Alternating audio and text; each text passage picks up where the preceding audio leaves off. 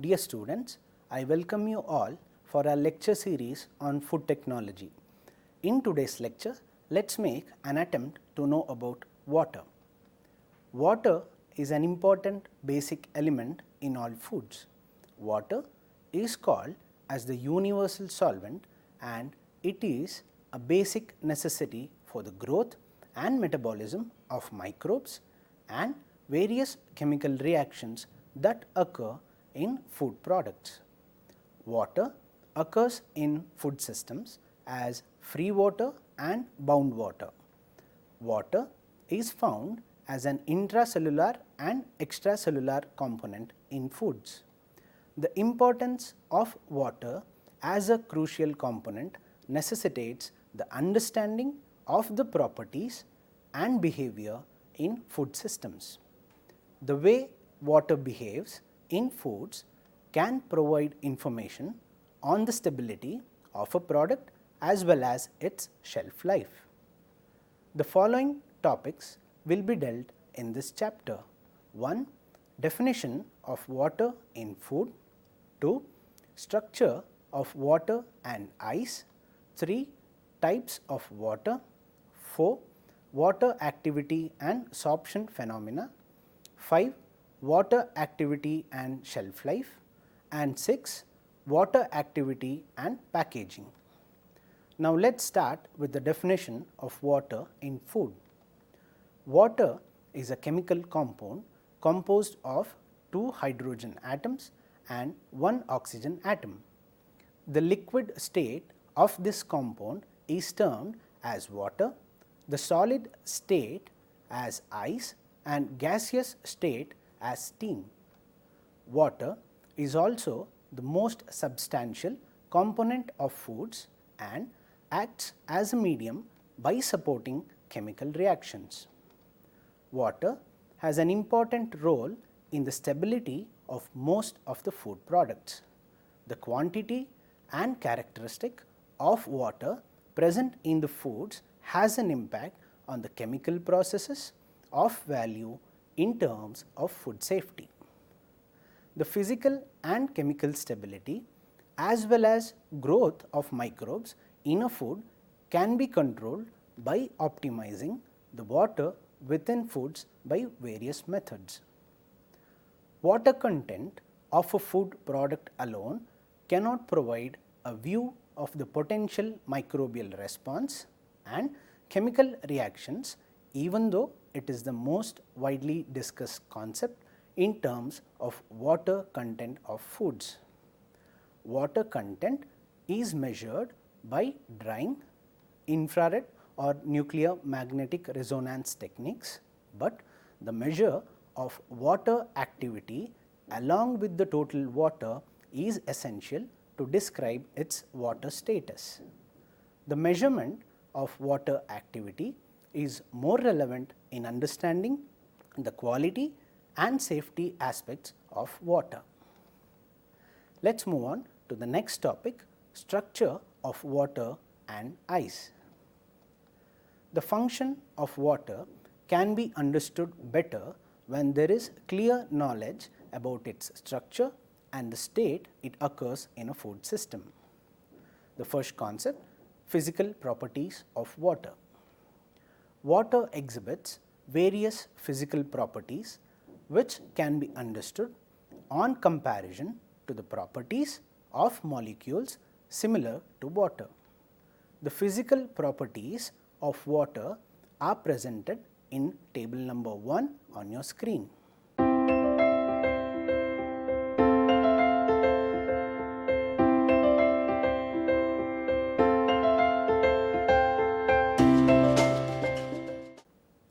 Water appears to have a high melting point of 0 degree Celsius and boiling point temperature of 100 degree Celsius. There is also a considerable difference in the density, vapor pressure, thermal conductivity of water at 0 degree Celsius and 100 degree Celsius and ice which further changes on freezing. The thermal diffusivity, which is indicative of the rate at which a material can undergo a change in temperature or the rate at which heat moves inside a compound is 9 times higher in ice than water. This change causes freezing of water at a rate 9 times faster than thawing. So, the reason for the unusual behavior of water and ice can be further understood by their chemical structure. Let us know the structure of water and ice. Each molecule of water is composed of 2 hydrogen atoms and a single oxygen atom. Each hydrogen atom is bound to the central oxygen atom by a pair of electrons, which is usually termed as a covalent bond. There are 6 electrons in the outer shell of a water molecule, out of which only 2 are engaged in covalent bonding. The remaining 4 electrons tend to be arranged far from each other to avoid or reduce the repulsion due to the same charge, thus providing a tetrahedral geometry. Since the 2 pairs of free bound electrons remain closer to the oxygen atom, they repel the electrons in the covalent bond, thus pushing the 2 hydrogen bonds nearer to each other, resulting in the arrangement of hydrogen and oxygen atoms at an angle of 105 degrees as shown in figure number 1 on your screen. If you look at the figure, we can see the 2 hydrogen atoms are arranged towards the right side of the oxygen atom, and the angle between them is at 105 degrees. Also, we can see partially positive side of the water molecule, which means the right side of the molecule has positive charges. Positive charges are due to the hydrogen atoms which carry a positive charge, each one of them. Ice has a well defined structure where each water molecule is surrounded by 4 neighboring water molecules. 2 water molecules are bound to the oxygen atom directly and other 2 are bound to the hydrogen atoms as shown in figure number 2 on your screen. In figure number 2, where structure of ice is depicted, we can see there is bonding between 2 water molecules with the oxygen atom of the third water molecule through the 2 hydrogen atoms.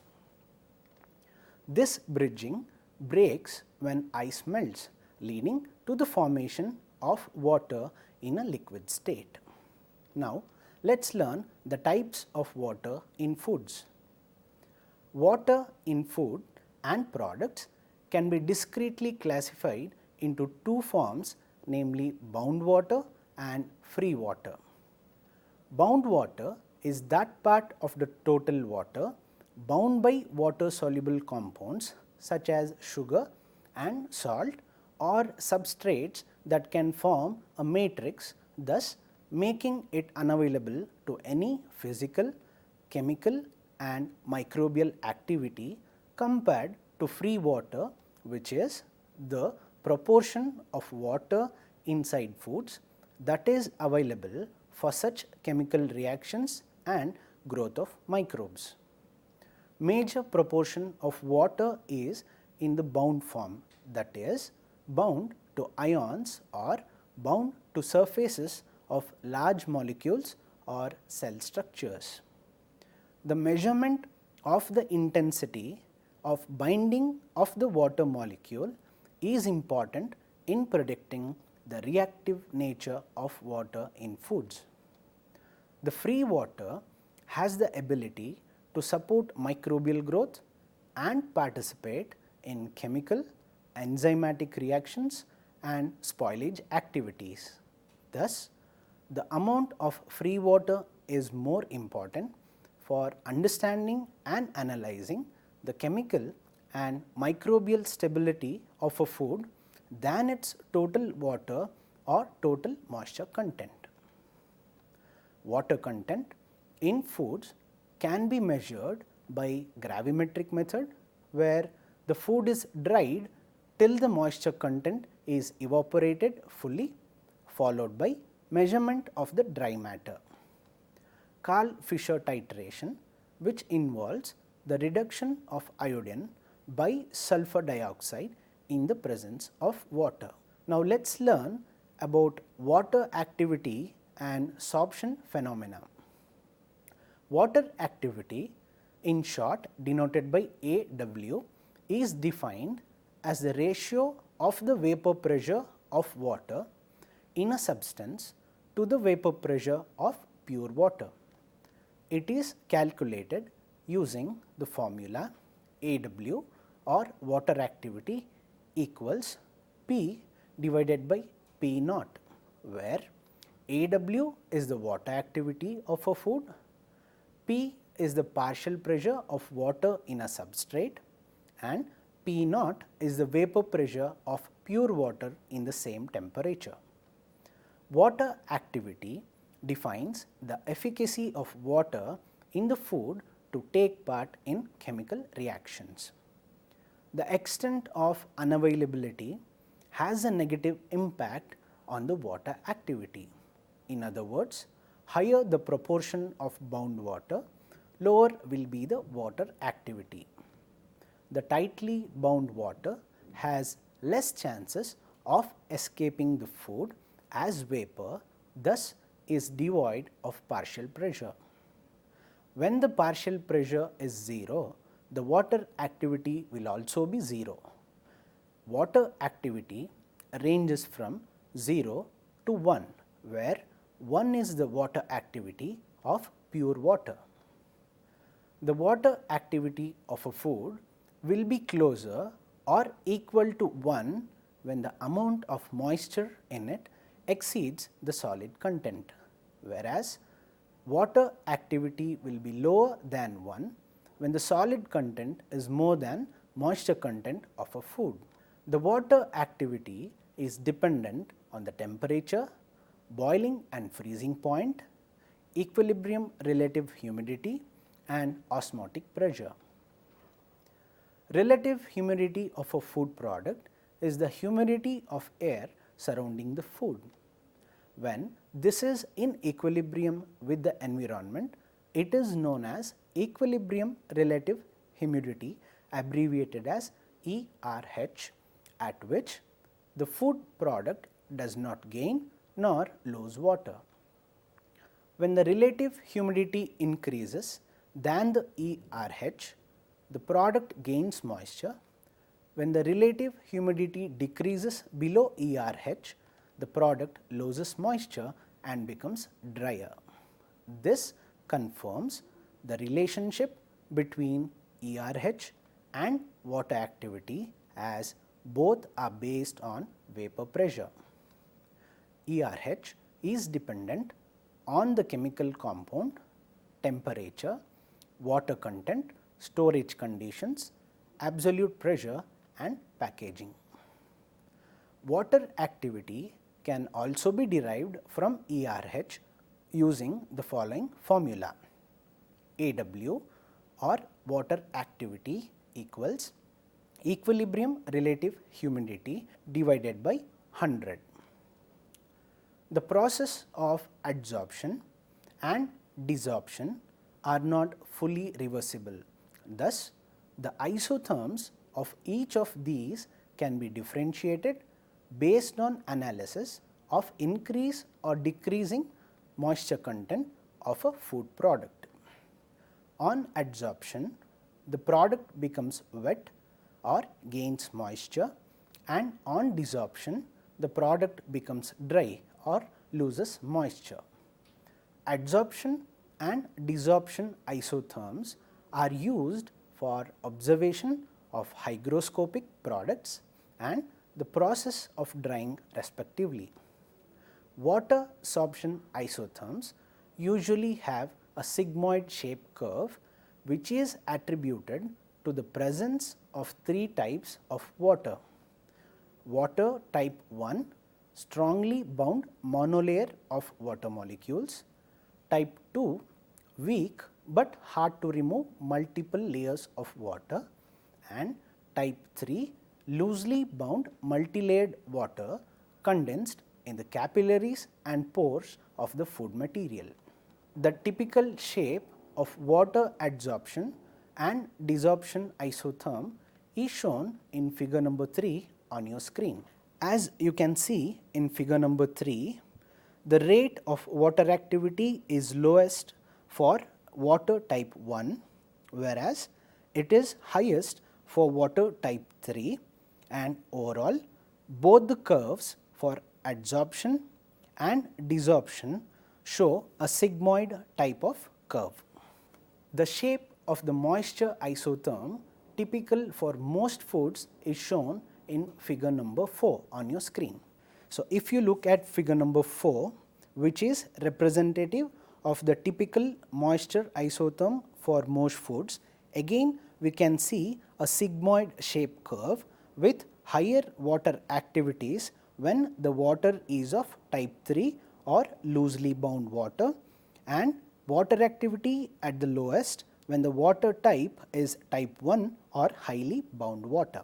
Hygroscopic foods can have a steeply sloping curve, whereas foods less sensitive to moisture or non-hygroscopic can have a flat curve as shown in figure number 5 on your screen. If you look at figure number 5, we can see 3 types of curves. Curve B represents the typical moisture isotherm for most foods. Curve A represents the curve representative of non-hygroscopic foods or anti-caking agents, and curve C represents hygroscopic foods or foods that gain moisture when exposed to air. The definition of conditions favoring the growth of microbes is of utmost importance in the food stability and food preservation process. Water activity can predict safety and stability with respect to microbial growth, chemical and biochemical reaction rates, and physical properties. Microbes have a critical water activity level below which they cannot grow or multiply. Growth of bacteria is inhibited at water activity less than 0.75. Growth of all microbes is inhibited at water activity less than 0.6.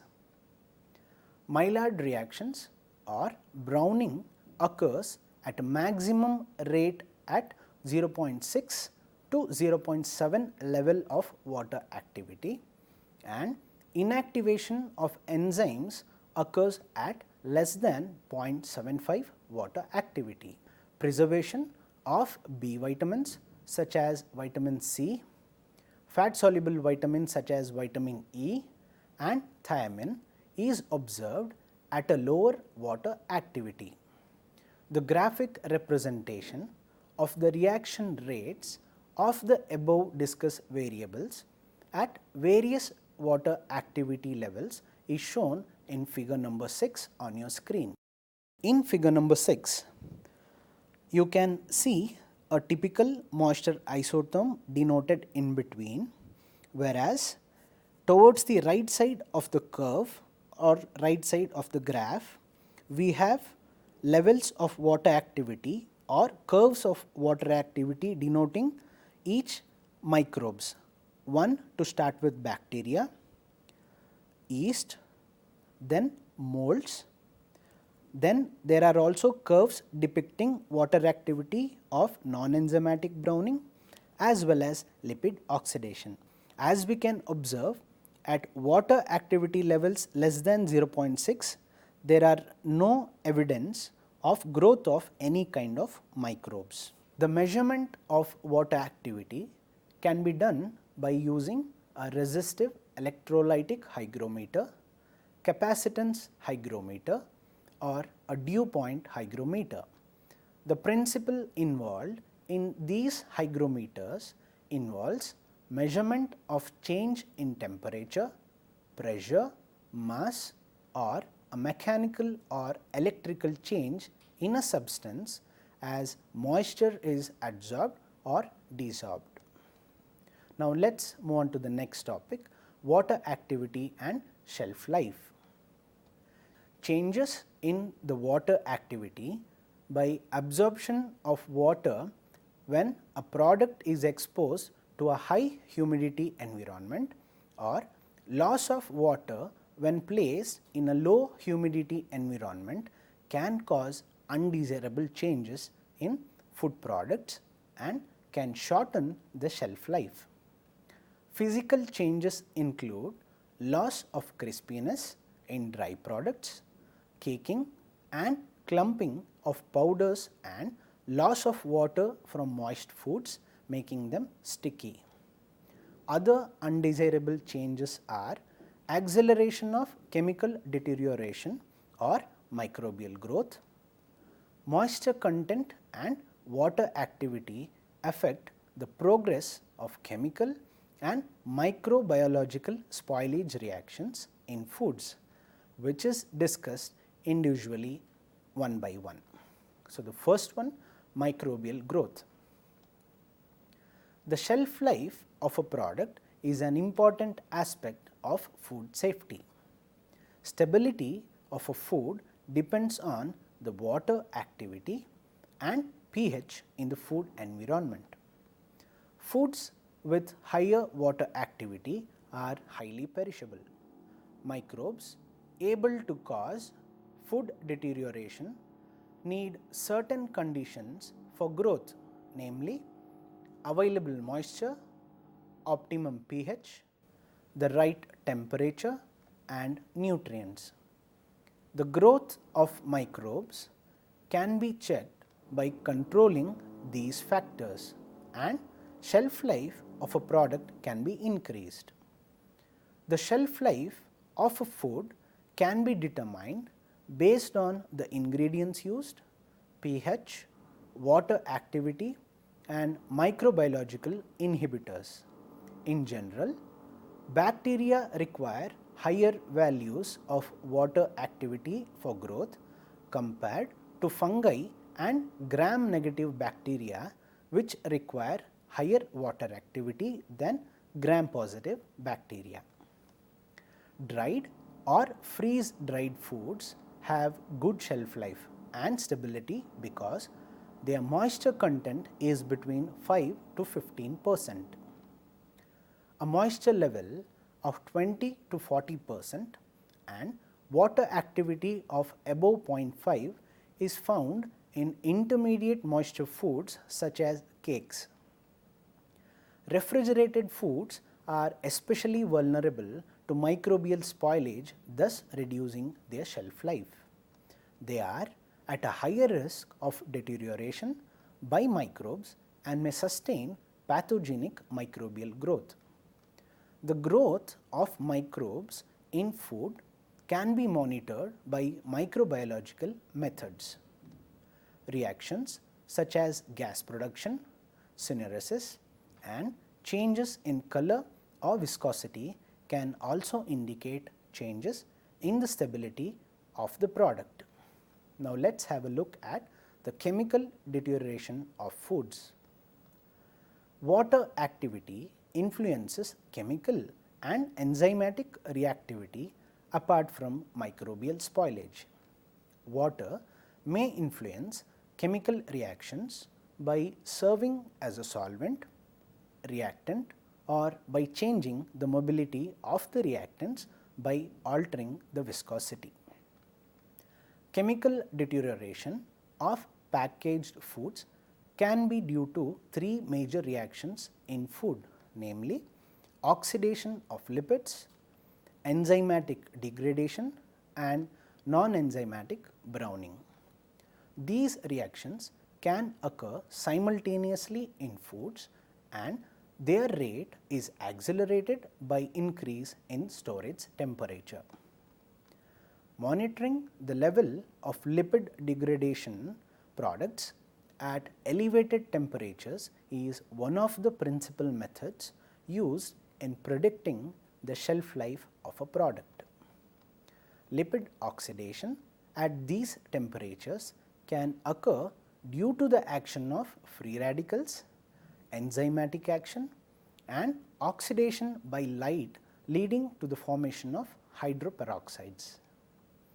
Free radical synthesis is catalyzed by heat, light or metal ions, for instance copper ions. Free radicals generated by oxidation reaction result in peroxides that are further converted into alcohols, aldehydes, ketones and free fatty acids.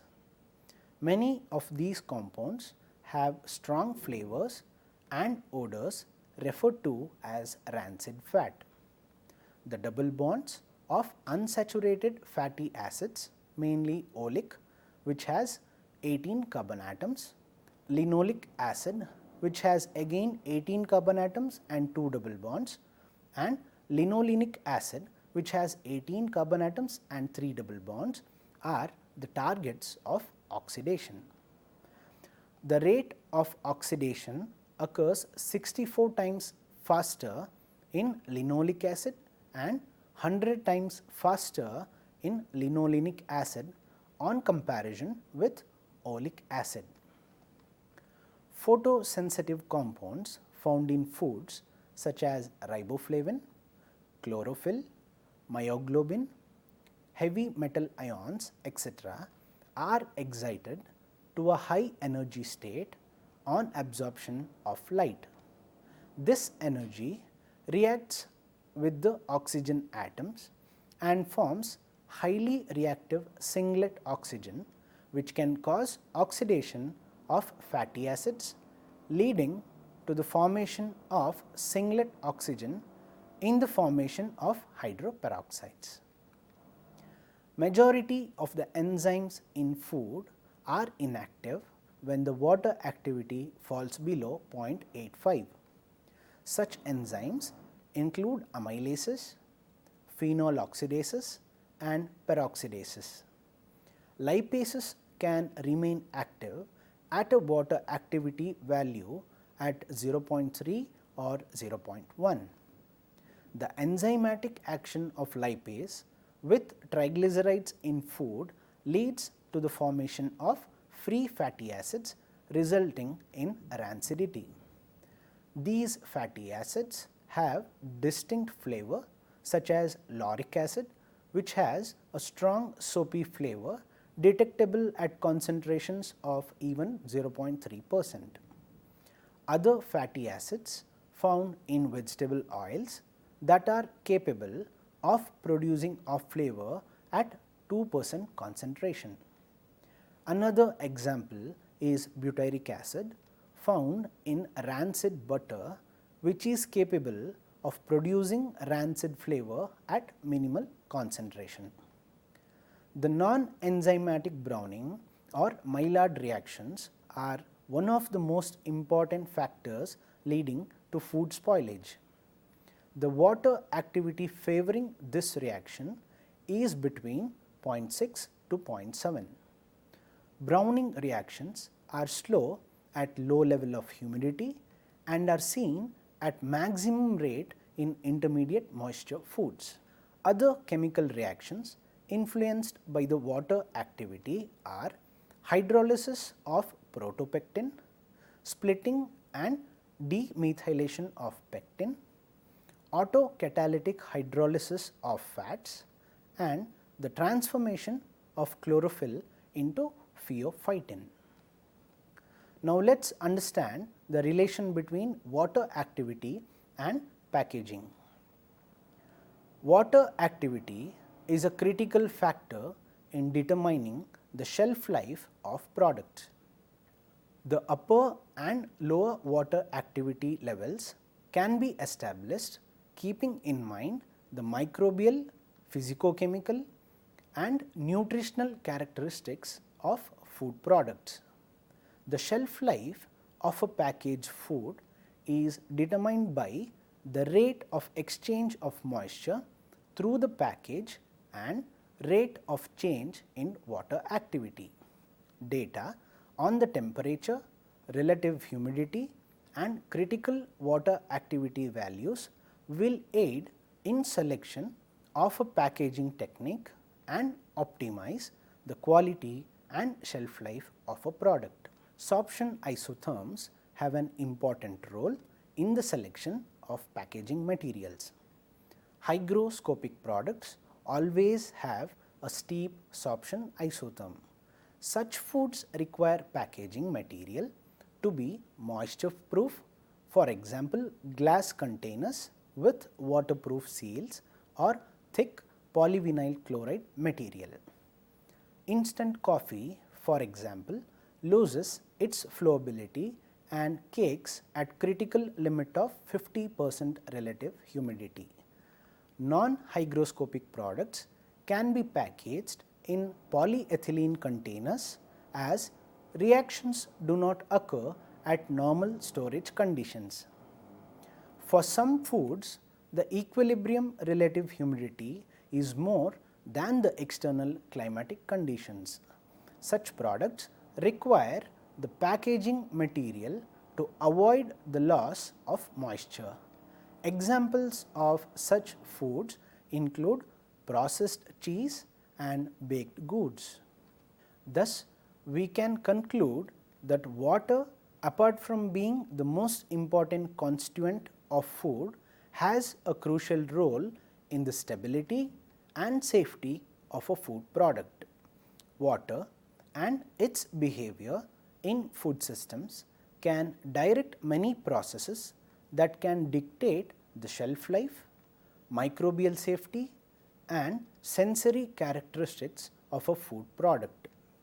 Water activity of foods needs to be controlled based on the nature of the food product by optimum packaging materials and storage conditions.